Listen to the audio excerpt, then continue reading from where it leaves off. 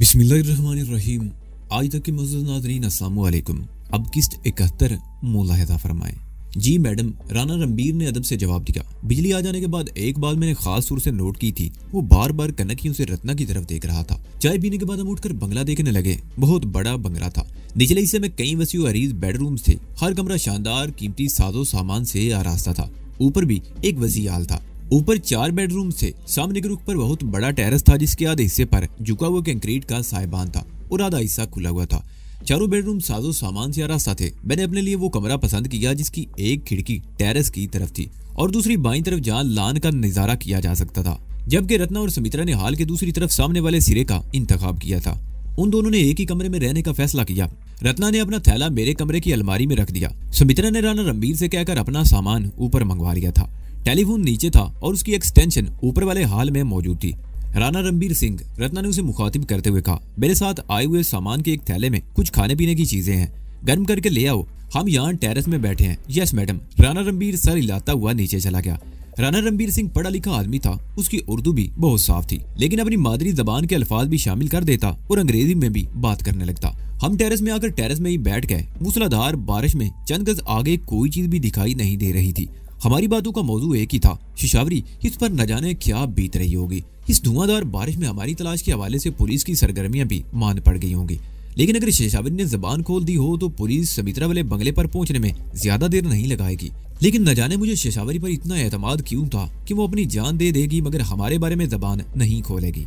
एक और ख्याल भी मेरे ज़हन में आ रहा था, अगर शिशावरी ने जबान खोल दी तो पुलिस यहाँ तक भी पहुंच सकती है। सुमित्रा वाले बंगले में किसी को ना पाकर पुलिस वाले आसपास के रहने वालों से मालूमात हासिल करेंगे। रूप स्याहे यहाँ इतना गैर मारूफ नहीं था। पुलिस को जल्दी पता चल जाएगा कि वो बंगला रूप स्याहे ही ने खरीदा था और फिर पुलिस के लिए यहाँ तक पहुंचना मुश्किल नहीं होगा। ये तमाम अगरचे मफरूदे थे, मगर मैं भी एहतियात का दामन हाथ से नहीं छोड़ना चाहता था। हो सकता है बारिश की वजह से पुलिस की कार्रवाई कुछ सुस्त हो, मगर किसी भी वक्त किसी कार्रवाई की तवक्को की जा सकती थी। बारिश की रवानी को देखकर अंदाजा लगाया जा सकता था कि शाम से पहले रुकने वाली नहीं थी। मुमकिन है इस तसलसल से रात तक बरसती रहे। राना रणबीर चिकन और नान गर्म करके ले आया। उसने ये चीजें हमारे सामने मेज पर रख दी और एक तरफ खड़ा हो गया। पहले हम में से किसी ने 1-2 नवालों से ज्यादा नहीं खाया और अब भूख लगने लगी थी। जो कुछ हमारे सामने था सब चट कर गए। खाने के बाद चाय भी वहीं बैठकर पी। इस वक्त 4 बजने वाले थे। 3 घंटों की मुसलसल बारिश की वजह से मौसम में अच्छी खासी सर्दी आ गई थी।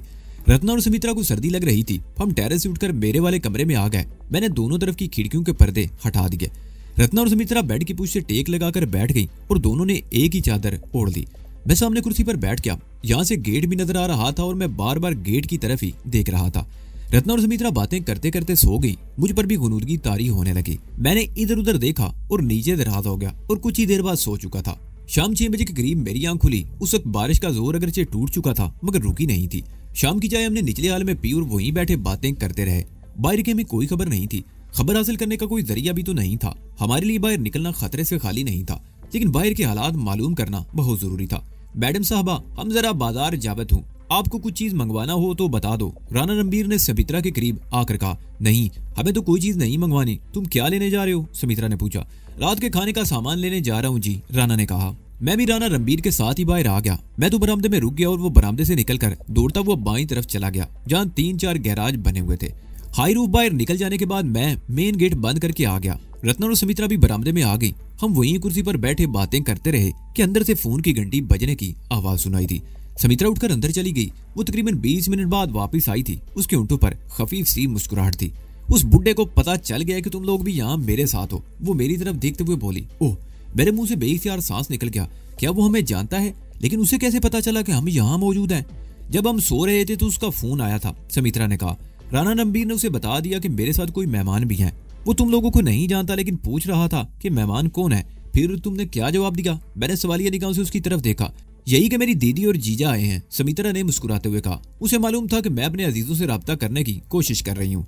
उसने खुशी का इजहार किया है कि अब मैं अकेली नहीं रहूंगी।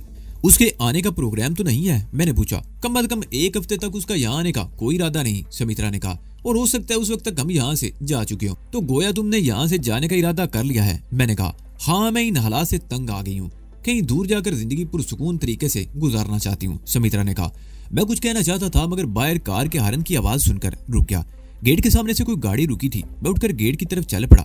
वो राणा रणबीर सिंह था जो 1 घंटे में वापस आ गया था। मैंने गेट खोल दिया और गाड़ी लेकर वो अंदर आया और गैराज में ले जाकर रोक दी। चंद मिनट बाद मैं बरामदे की तरफ आया। उसके हाथ में सब्जी तरकारी के थैले के अलावा एक अखबार भी था जो तय किया हुआ था।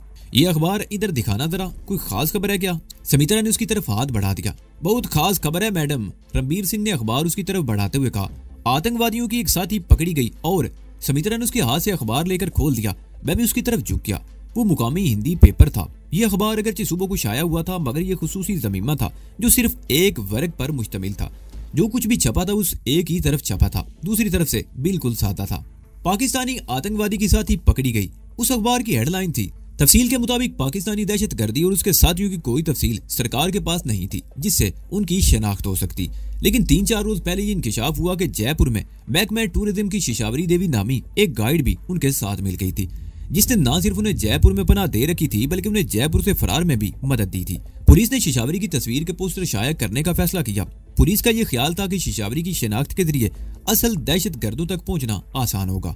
ये पोस्टर गुज़िश्ता रात जयपुर से कोट पतली पहुंचे थे जो रात ही रात में शहर की दीवारों पर लगा दिए गए, जिसका नतीजा खातिर ख्वाह निकला और आज सुबह 10:30 बजे के करीब शिशावरी को रेशम बाजार से गिरफ्तार किया गया। ख्याल है कि इस वक्त शिशावरी के दूसरे साथी भी आसपास मौजूद थे जो फरार होने में कामयाब हो गए। पुलिस एक तरफ उन्हें सरगर्मी से तलाश कर रही है और दूसरी तरफ शिशावरी से पूछगछ की जा रही है। तूफानी बारिश के बावजूद पुलिस की सरगर्मियां जारी हैं और मशकूक मुकामात पर छापों के अलावा मशकूक अफराद को भी हिरासत में लेकर पूछगछ की जा रही है। एक और खबर जो मेरे ख्याल में सबसे ज्यादा अहम थी ये थी कि दहशतगर्दों की गिरफ्तारी की उस ऑपरेशन की इंचार्ज राह की आला अफीसर बेला को भी टेलीफोन के जरिए जयपुर में इतला दी जा चुकी थी। बेला हेलीकॉप्टर के जरिए कोट पतली आने वाली थी लेकिन शदीद बारिश की वजह से उसे अपना प्रोग्राम मुलतवी करना पड़ा। जैसे ही मौसम बेहतर होगा वो कोट पतली पहुंच जाएगी। एक और छोटी खबर के मुताबिक पूछगछ के दौरान शिशावरी को तशद्दुद का निशाना बनाया जा रहा है, लेकिन उसने अभी तक अपने साथियों के बारे में जबान नहीं खोली। वो सिर्फ एक ही बात दोहरा रही है कि वो उनके बारे में कुछ नहीं जानती। राह के अफीसर बेला के आने के बाद सनसनीखेज इंकशाफात की तवक्को है। पुलिस न सिर्फ होटलों की चेकिंग कर रही है बल्कि शहर भर के प्रॉपर्टी डीलरों से भी पूछगछ की जा रही है। वो उनसे हर ऐसे शख्स के बारे में जानना चाहती है जिसने पिछले 2-4 दिनों के दौरान कोई मकान किराए पर लिया हो। मेरे मुंह से गहरा सांस निकल गया। अखबार की हर खबर हमारे लिए तशवीशनाक थी, लेकिन ये बात हमारे लिए बायस इत्मीनान थी कि शिशावरी ने अभी तक जबान बंद रखी हुई थी। लेकिन हो सकता है पुलिस ने अभी तक उस पर ज्यादा तशद्दुद ना किया हो, थप्पड़ों और गुंसोई से काम चलाने की कोशिश की जा रही हो। लेकिन पुलिस वाले जब असल हरबे इस्तेमाल करेंगे तो शायद वो अपनी जबान बंद ना रख सके। 3rd डिग्री के सामने तो पत्थर भी बोल पड़ते हैं और बेला को इतला मिल गई थी वो भी यहाँ आने वाली थी। बेला को मैं अच्छी तरह जानता था। वो सबसे बड़ी दहशतगर्द थी, नागराज की साथी थी जिसने दहशतगर्दी के नए नए तरीके ईजाद किए थे और बेला उन सब तरीकों से वाकिफ थी। वो औरत थी जो फितरतन नरम मिजाज होती है। उसे सनफे नाज़िक कहा जाता है। उसमें रहम और हमदर्दी का जज्बा भी मर्दों की निस्बतन ज्यादा होता है। वो किसी पर जुल्म होते नहीं देख सकती और खुद भी किसी पर जुल्म नहीं करती। लेकिन बेला औरत तो थी लेकिन उसमें ये सिफात नहीं थी। वो ऐसे जज्बात से कतई आ रही थी। उसकी जिंदगी दहशत और बर्बरियत से इबारत थी। वो राह की एक आला अफीसर थी और वो सरकारी इदारा था जिसकी बुनियाद तकरीब और दहशतगर्दी पर रखी गई थी, जहाँ ऐसे कामों की खास तौर पर तरबियत की जाती थी। और बेला का तो नागराज जैसे शख्स से बहुत पुराना साथ रहा था। वो औरत नहीं कहर की देवी थी और मेरे मामले में तो वो कुछ ज्यादा ही हसास थी। मैंने कदम कदम पर उसे शिकस्त दी थी, उसे जलील और रुसवा किया था। वो अब तक मेरी गर्द को भी नहीं पा सकी थी। मैं कई मरतबा उसके घेरे में आया था लेकिन हर मरतबा उसे नीचा दिखाकर भाग निकला था। और अब इत्तेफाक से मेरी एक साथी पुलिस के हत्थे चढ़ गई जिसके बारे में बेला को भी इतला दे दी गई और वो जयपुर से यहाँ आने वाली थी। ये वह सुराग था जिससे मेरा पता चलाया जा सकता था और मेरा ख्याल था कि बेला मेरे बारे में मालूम करने के लिए कोई कसर नहीं उठा रखेगी। वो शिशावरी का जोड़ जोड़ अलग कर देगी। हम तीनों सरगोशियों में बातें करते रहे। बारिश एक बार फिर तेज हो गई। अंधेरा फैल चुका था। सामने वाले बंगलों की बत्तियां जल उठी थी। आसमान से बरसती हुई पानी की चादर के पसे मंदिर में जिल मिलाती हुई रोशनियां बड़ी अजीब सी लग रही थी। बरामदे में अगरचे ट्यूबलाइट रोशन कर दी गई थी मगर मच्छरों ने हम पर यलगार कर दी। हम लोग उठकर अंदर आ गए। राणा रणबीर किचन में था और किचन इतने फासले पर था कि हमारी आवाज उस तक नहीं पहुंच सकती थी। उसके बावजूद हम सरगोशियों में बातें करते रहे। क्या हम शिशावरी की कोई मदद नहीं कर सकते? रत्ना ने मेरी तरफ देखते हुए कहा। शिशावरी की मदद? मैं चौंक कर उसकी तरफ देखने लगा। वो कैसे? उसे पुलिस की हिरासत से छुड़ाने की कोशिश की जाए? रत्ना बोली।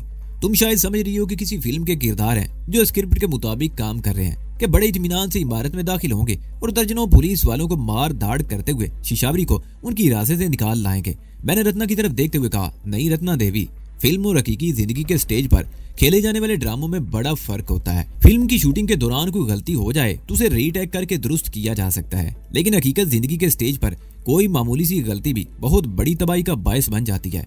हम जिस किस्म के हालात से दो चार हैं, तुम उनसे अच्छी तरह वाकिफ हो। हम इस पोजीशन में नहीं कि खुलकर सामने आ सकें, और फिर हमें यह भी मालूम नहीं कि शिशावरी को कहाँ रखा गया है। उस अखबार में एक छोटी सी खबर ये है कि शिशावरी को किसी नामालूम और खुफिया मुकाम पर मुंतकिल किया गया है, जहाँ उसे पूछगछ की जा रही है। ऐसी सूरत में हम उसके लिए क्या कर सकते हैं सिवाय इसके कि सामने आकर भी किसी मुसीबत में फंस जाए। ठीक कहते हो, रत्ना ने गहरा सांस लेते हुए कहा। हम वाकई उसके लिए कुछ नहीं कर सकते। हम ये बातें कर ही रहे थे कि राणा रणबीर एक ट्रे उठाए हमारे करीब पहुंच गया, जिसमें शीशे के खूबसूरत छोटे गिलास रखे हुए थे। उनमें गोल्डन रंग का मशरूब था जिससे भाप उठ रही थी। मुझे समझने में देर न लगी कि वो किसी किस्म का कहवा था। उसने गिलास हमारे सामने रख दिए। ये क्या है? सबित्रा ने सवालिया निगाहों से उसकी तरफ देखा। इस इलाके में पाए जाने वाले एक खास किस्म के फूल पत्तियों का कहवा है, राणा रणबीर ने जवाब दिया। ये कहवा खास तौर पर बरसात के दिनों में पिया जाता है। ये ना सिर्फ खांसी और फ्लू से बचाता है, बल्कि इससे भूख भी खुलकर लगती है। तो फिर हमें खाने में क्या खिलाओगे? ये बात रत्ना ने पूछी। Chinese fried rice, sweet and sour prawn. वाह, रत्ना बोली। बहुत अरसे से चाइनीज नहीं खाया, लेकिन इसमें तो बहुत वक्त लगेगा। हमारी मदद की जरूरत हो तो कुछ हमें भी बता दो। आपको 9:30 बजे खाना तैयार मिलेगा, राणा रणबीर ने मुस्कुराते हुए कहा और खाली ट्रे लेकर वापसी के लिए चला गया। मैंने अपने सामने रखा हुआ गिलास उठा लिया और हल्की हल्की चुस्कियां लेने लगा। कहवा वाकई बहुत खुशगवार था, जिसमें हल्की सी बहुत खुशगवार महक भी थी। कहवा पीने के बाद वाकई हमारी भूख चमक उठी और राणा रणबीर ने भी हस्बे वादा ठीक 9 बजे खाना मेज पर लगा दिया। खाना खाकर अंदाजा हुआ कि इस बंगले का महज चौकीदार ही नहीं था, बहुत अच्छा कुक भी था। उसका तैयार किया हुआ ये चाइनीज खाना बहुत लजीज था। खाने के बाद हम दोबारा हाल कमरे में आ गए और थोड़ी देर बाद रणबीर ने हमारे सामने गर्म गर्म काफी सर्व कर दी। 11 बजे के करीब रूप स्याही का फोन आया। समित्रा तकरीबन 5 मिनट तक उससे बात करती रही। उसके बाद हम तीनों ऊपर आ गए। अलग अलग कमरों में जाने की बजाय रत्ना और समित्रा भी मेरे कमरे में आ गई। समित्रा ने दरवाजा बंद कर दिया और हम बेड पर आड़े तिरछे लेटकर बातें करने लगे। बारिश आधी रात के बाद किसी वक्त बंद हो गई। सुबह जब मैं कमरे से निकलकर टेरेस में आया तो धूप चमक रही थी, लेकिन आसमान पर कहीं कहीं बादल मौजूद थे।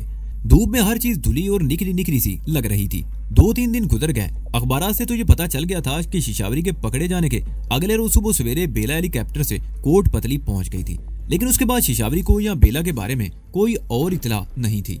या तो प्रेस को उसकी हवा तक लगने नहीं दी जा रही थी, या प्रेस को पाबंद कर दिया गया था कि इस हवाले से कोई खबर शाया न करे। मेरी परेशानी बढ़ती जा रही थी। शिशावरी के बारे में कोई खबर नहीं थी और ना ये पता चल रहा था कि बेला हमारे बारे में उसकी जबान खुलवा सकी है या नहीं। दफादार मेरे दिन में एक और ख्याल आया, अगर शिशावरी ने कुछ बता दिया तो पुलिस ने समित्रा के बंगले पर रेड किया होगा या उसकी निगरानी की जा रही होगी। ये मालूम करने का सिर्फ एक ही तरीका था, और जब मैंने समित्रा के सामने ये तजवीज रखी तो उसकी आंखों में भी उलझन तैयार की। क्या ये खतरनाक नहीं होगा? उसने कहा, अगर उस बंगले की निगरानी हो रही है तो हम नजरों में आ जाएंगे और इस तरह हमारा ये ठिकाना भी महफूज नहीं रहेगा। रिस्क तो लेना ही पड़ेगा। मैंने कहा, हम इस तरह एक जगह पर कैद होकर तो नहीं रह सकते। अगर हमें इस शहर से निकलना है तो कुछ ना कुछ तो करना ही पड़ेगा। वैसे मेरे ذहन में एक तरकीब है। वो दूसरे बंगले की चाबियां कहाँ हैं? इत्तेफाक से चाबियों को वो गुच्छा मेरे बैग में मौजूद है, समित्रा ने कहा। गुड, मैंने कहा। हम सीधे उस बंगले पर जाएंगे। अगर उस बंगले पर आकर किसी ने दरियाफ्त किया तो हम समझ जाएंगे कि कोई गड़बड़ है। बसूरत दीगर हम कुछ देर वहीं से तुम्हारे बंगले का जायजा लेकर वापस आ जाएंगे। ठीक है, समित्रा ने गहरा सांस लेते हुए कहा। अगर तुम्हें अपने आप पर इतना ही एतमाद है तो मैं तैयार हूँ। और फिर उसके 1 घंटे बाद हम समित्रा के पड़ोस वाले बंगले के सामने मौजूद थे। कार से उतरते हुए समित्रा के मुंह से बेइख्तियार ओह की आवाज निकल गई। क्या हुआ? मैंने कार से उतरते हुए पूछा। गेट पर बराए फरोख्त का बोर्ड लगा रहता था जो गायब है। इसका मतलब है कि पिछले चंद रोज के दौरान ये मकान भी बुक हो चुका है, समित्रा ने कहा। लेकिन गेट पर लगा हुआ ताला ये जाहिर कर रहा है कि अभी यहाँ कोई नहीं आया। समित्रा ने पर्स में से चाबियों को गुच्छा निकाल लिया और एक चाबी मुंतखिब करके ताला खोलने लगी। मैं इसी दौरान आसपास का जायजा लेता रहा। हम उस बंगले में तकरीबन आधा घंटा मौजूद रहे। बंगले की छत पर भी जाकर मैंने बहुत मोहतात अंदाज में चारों तरफ का जायजा लिया, लेकिन किसी तरफ से ऐसे कोई आसार दिखाई नहीं दे रहे थे जिससे अंदाजा होता कि समित्रा के बंगले की निगरानी हो रही है। और फिर मैंने एक और रिस्क लेने का फैसला कर लिया। समित्रा थोड़ी सी हिचकिचाहट के बाद मेरा साथ देने पर तैयार हो गई और फिर 15 मिनट बाद हम समित्रा वाले बंगले में मौजूद थे। कार हम अंदर ले आए थे और गेट बंद कर दिया था।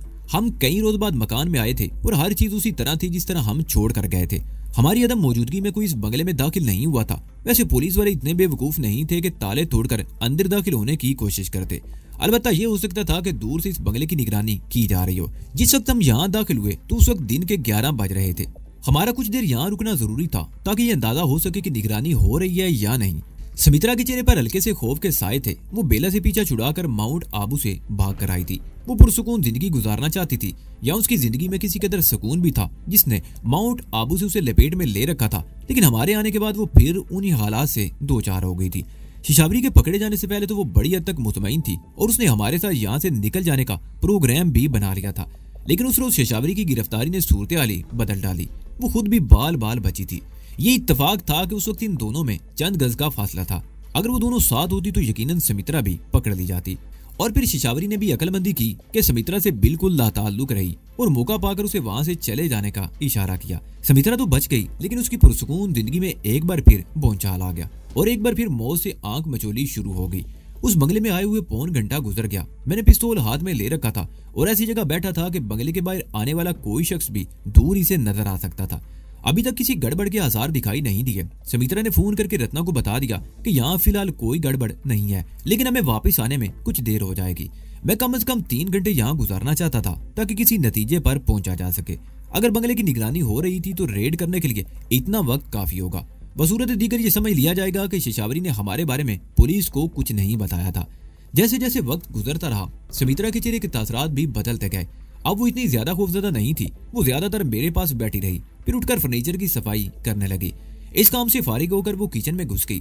तमाम लवाजमात मौजूद थे। चाय के लिए वो पहले भी खुश्क दूध इस्तेमाल करती थी। इस वक्त भी वही डिब्बा खोला गया।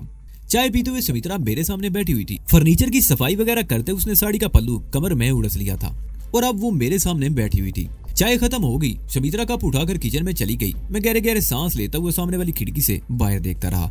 हमें यहाँ आए हुए 3 घंटों से ज्यादा वक्त गुजर चुका था और अभी तक किसी गड़बड़ के आसार दिखाई नहीं दिए। दफादन अपने कंधों पर हाथ का हल्का सा दबाव महसूस करके मैं चौंक गया। गर्दन घुमा कर देखा, समित्रा मेरे पीछे खड़ी मेरे ऊपर झुकी हुई थी। उसके होंठों पर मुस्कुराहट थी और दोनों हाथ मेरे कंधों पर थे। मैंने अपने हाथ उसके हाथ पर रख दिया और उसे आहिस्तगी से ऊपर खींच लिया। हम दोनों ये भूल गए कि यहाँ किस मकसद से आए थे। कोई खौफ किसी के जहन में नहीं रहा था, सिर्फ मैं था और समित्रा थी। समित्रा से मेरी इस तरह की आखिरी मुलाकात अकाल चौहाल मंदिर के पहलू वाले बंगले में हुई थी, जब मैं पंडित भैरू का मेहमान हुआ करता था। उसके बाद अगरचे हम पंडित भैरू वाले बंगले में भी कई रोज इकट्ठे रहे थे, मगर वहाँ पंडित भैरू भी था और रत्ना वगैरह भी। और अब कई महीनों बाद समित्रा इस तरह मेरी आगोश में आई थी। वक्त गुजरने का एहसास ही नहीं रहा। मैंने दीवार गिर कला की तरफ देखा तो 4 बज रहे थे। गोया हमें यहाँ आए हुए 5 घंटे बीत गए थे। इस दौरान बाहर से कोई मुदाखलत नहीं हुई, जिसका मतलब था कि ये जगह अभी तक महफूज थी। मुझे रत्ना का ख्याल आ गया। वो यकीनन परेशान होगी। उसे यहाँ का नंबर मालूम नहीं था, वरना वो फोन जरूर करती। राना रणबीर से उसने पूछना मुनासिब नहीं समझा होगा। समित्रा को भी वक्त की नजाकत का एहसास हो गया और फिर उसके चंद मिनट बाद हम बंगले से निकल रहे थे। मेन रोड की तरफ जाते हुए भी मैं मोहतात निगाहों से इतराव में देख रहा था। सड़क पर गाड़ियों की आमदोरफ्त थी। समित्रा इत्मीनान से मुतवस्सित रफ्तार से कार चला रही थी। जब हमारी कार रूप स्याहे वाले बंगले में दाखिल हुई तो रत्ना पोर्च के ऊपर वाले टेरेस में बैठी हुई नजर आ गई। हमें देखकर वो अपनी जगह से नहीं उठी। राना रणबीर ने अजीब सी नजरों से हमारी तरफ देखा। मैं और समित्रा ऊपर आ गए। रत्ना के चेहरे से उसके मूड का अंदाजा लगाया जा सकता था। मुझे अफसोस है कि तुम्हें इतनी देर परेशान होना पड़ा। मैंने उसके करीब कुर्सी पर बैठते हुए कहा। परेशान? उसके लहजे में गुस्सा था। मैं तो समझी थी कि तुम दोनों भी पकड़े गए हो और पुलिस किसी वक्त यहाँ पहुंच सकती है। मैं तो तैयार बैठी थी कि जैसे कोई गेट में दाखिल होगा फायर खोल दूंगी। उसने अपनी गोद में रखा हुआ पिस्तौल दिखा दिया। ओह, मेरे मुंह से बेइख्तियार निकल गया। लेकिन हमें वहाँ किसी खतरे का सामना नहीं करना पड़ा। शिशावरी पर मेरा एतमाद दुरुस्त साबित हुआ। उसने हमारे बारे में जबान नहीं खोली। अगर कुछ बताया होता तो वो बंगला पुलिस की नजरों में आ चुका होता, मगर वहाँ किसी गड़बड़ के आसार दिखाई नहीं दिए। तो तुम दोनों इतनी देर बंगले में रहे? रत्ना ने कहते हुए अजीब सी नजरों से बारी बारी हम दोनों की तरफ देखा। उसका लहजा भी कुछ अजीब सा था। समित्रा का चेहरा एक लम्हे को सुर्ख हो गया, लेकिन उसने फौरन ही अपनी कैफियत पर काबू पा लिया। वो अभी आई कहकर वहां से उठकर चली गई। अजीब औरत हो तुम, मैंने रत्ना के चेहरे पर नजरें जमाते हुए कहा, ये जानते हुए भी कि वो हमारी मोहसिन है। हम इस वक्त उसकी वजह से जिंदा है। तुम उस पर शक कर रही हो? मैं किसी पर शक नहीं कर रही, रत्ना ने कहा। मैं जानती हूँ तुम लोग इतनी देर वहां पर क्यों रहे हो। बहरहाल खत्म करो इस बात को। और फिर मैंने मौजूद बदल दिया। कुछ देर बाद मैं उसे बता रहा था कि शिशावरी ने अब तक पुलिस को हमारे बारे में कुछ नहीं बताया और ये कि फिलहाल वो बंगला भी महफूज है। और फिर उस रात एक और मुसीबत आन पड़ी। उस रात रूप से आए फोन पर समित्रा को बताया कि वो अगले रोज शाम को कोट पतली पहुंच रहा है। वो कम से कम 1 हफ्ता यहाँ रहेगा। समित्रा ने बताया, उसे ये तो मालूम है कि तुम लोग यहाँ मौजूद हो, लेकिन हो सकता है वो अपनी मौजूदगी में तुम लोगों का यहाँ रहना पसंद ना करे, इसलिए मेरे ख्याल में हम तुम्हारे बंगले में मुंतकिल हो जाएं। मैंने उसकी बात काट दी। मैं भी यही कहना चाहती थी, समित्रा बोली। आज हम तकरीबन 5 घंटे वहाँ रहे हैं। इसी दौरान किसी गड़बड़ के आसार तो दिखाई नहीं दिए, लेकिन ऐन मुमकिन है कि बंगले की निगरानी हो रही हो और वो लोग रेड करने के लिए किसी मुनासिब मौके की तलाश में हो। मेरा ख्याल ऐसा नहीं है, मैंने कहा। पुलिस को मिलने वाली इतला के मुताबिक दहशत गर्दों की तादाद 3 है, जिनमें एक मर्द और 2 औरतें शामिल हैं। एक औरत पकड़ी गई। अब पुलिस को एक औरत और एक मर्द की तलाश है।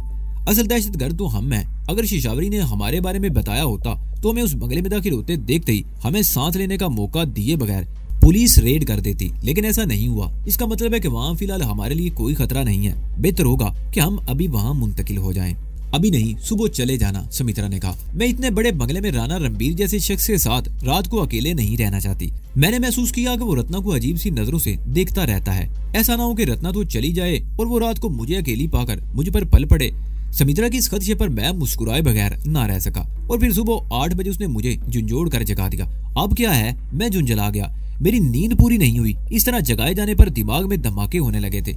ये देखो, वो हाथ में पकड़े हुए अखबार की तरफ इशारा करते हुए बोली, उन्होंने शिशावरी को मार दिया है। क्या?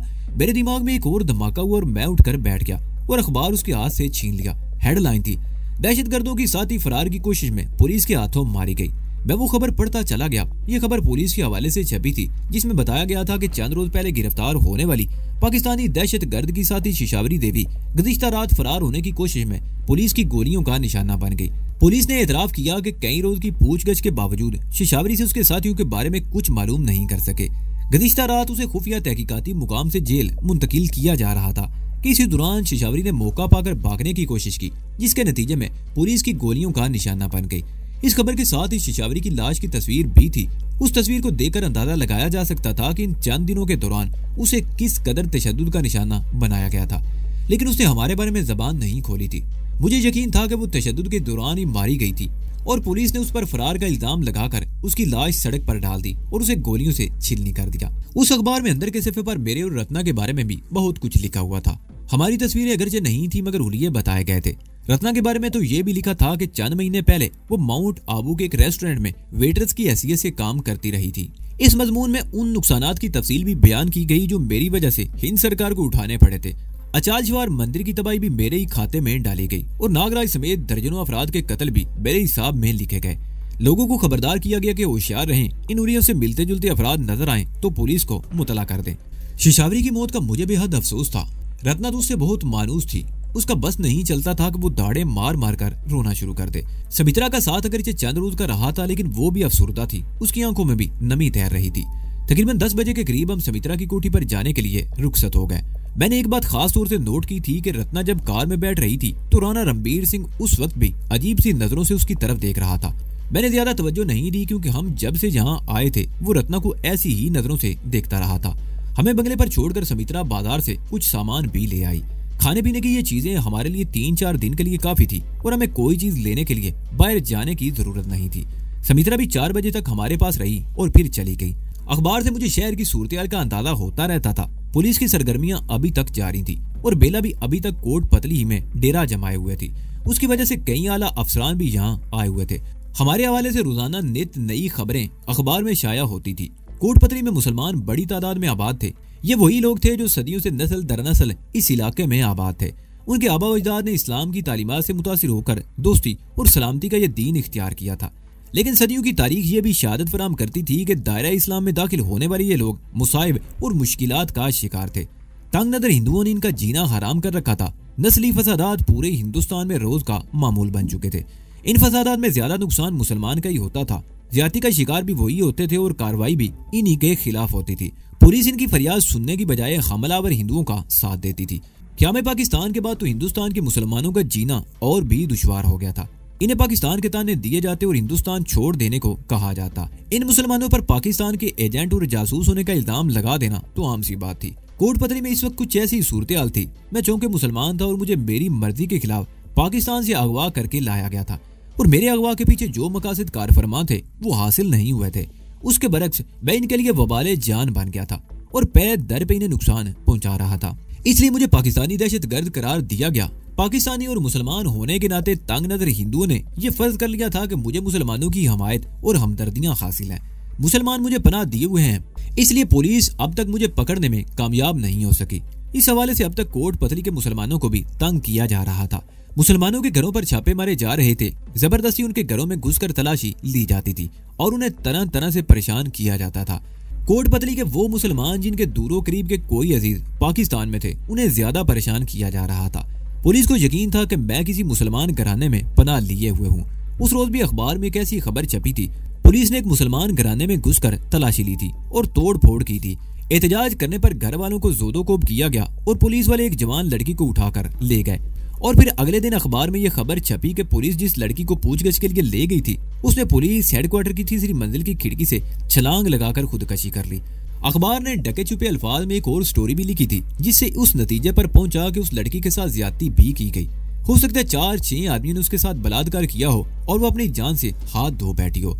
पुलिस ने अपने करतूतों पर पर्दा डालने के लिए उसकी लाश तीसरी मंजिल से फेंक दी और बयान जारी कर दिया कि उसने पूछगछ से बचने के लिए खिड़की से छलांग लगाकर खुदकशी कर ली थी।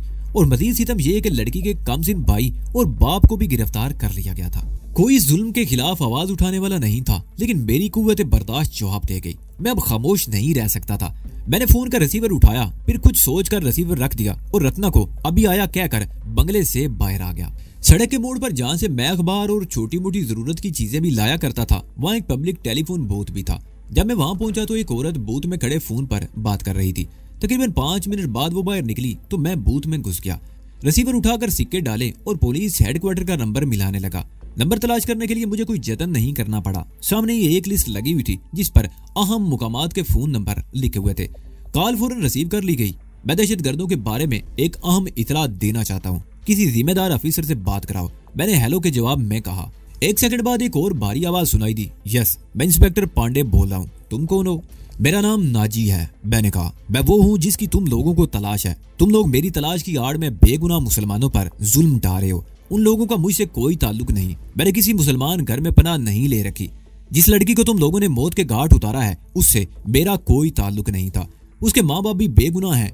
बेला अभी तक इस शहर में मौजूद है, उस तक मेरा पैगाम पहुंचा दो। वो बेगुनाहों पर जुल्म ना करे, ये मेरी पहली और आखिरी वार्निंग है। मैं अब तक फरार के रास्ते तलाश कर रहा था, लेकिन अब मैं यहीं रहूंगा और अगर आज के बाद ऐसा कोई वाकया दोहराया गया तो उसका नतीजा तुम लोगों को भुगतना पड़ेगा।